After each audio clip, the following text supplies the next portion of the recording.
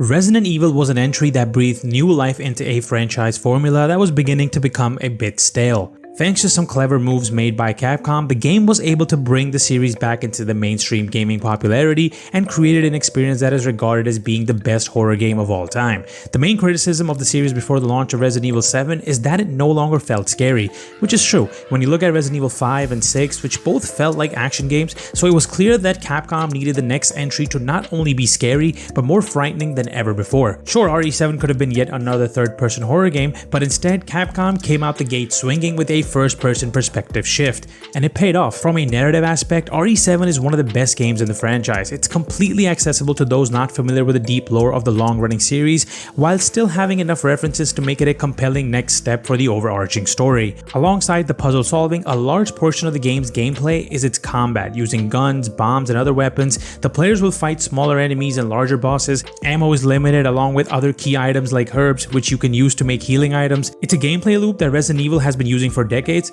and it still works here. Knowing when to use your resources and how to use them is a constant thought process with every combat encounter, and it keeps the players engaged the entire time. But make no mistake about it, because the Baker family is the face of the game, with each member having a different twisted personality that the players must deal with. The game felt claustrophobic with its small setting, and I still remember the introduction of the Baker family and how that dinner scene plays out.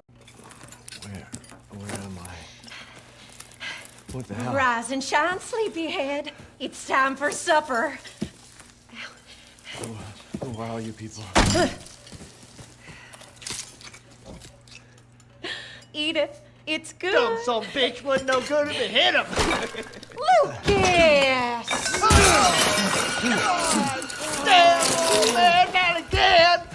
Get out the way, Marguerite. Hit boy's got to eat. He got to have his supper. Come here, boy. Let's do this. Come on. Oh shit, oh shit, oh shit! He's not eating it, Jack! He's not eating it! Shut the hell up, I Marguerite! made that for him! Get the hell out of here! You're a son of a bitch! Oh, I can't believe it! You son of a bitch! He's not eating it! He's not eating it! This was supposed to be a very special feast. Come on, boy.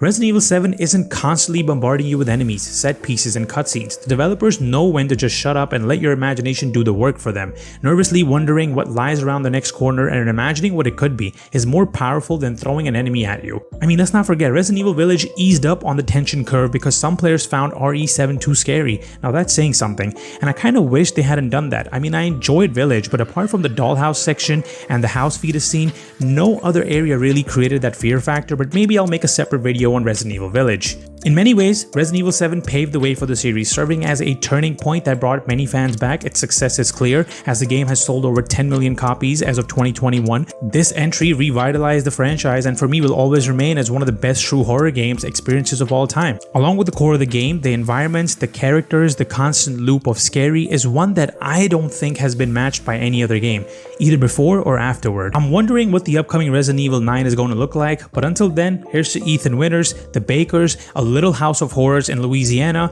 and the closest thing to a perfect survival horror game we're likely ever going to see. Let me know your favorite Resident Evil game of all time, and if you enjoyed the video, don't forget to like, comment, and subscribe, and as always, happy gaming.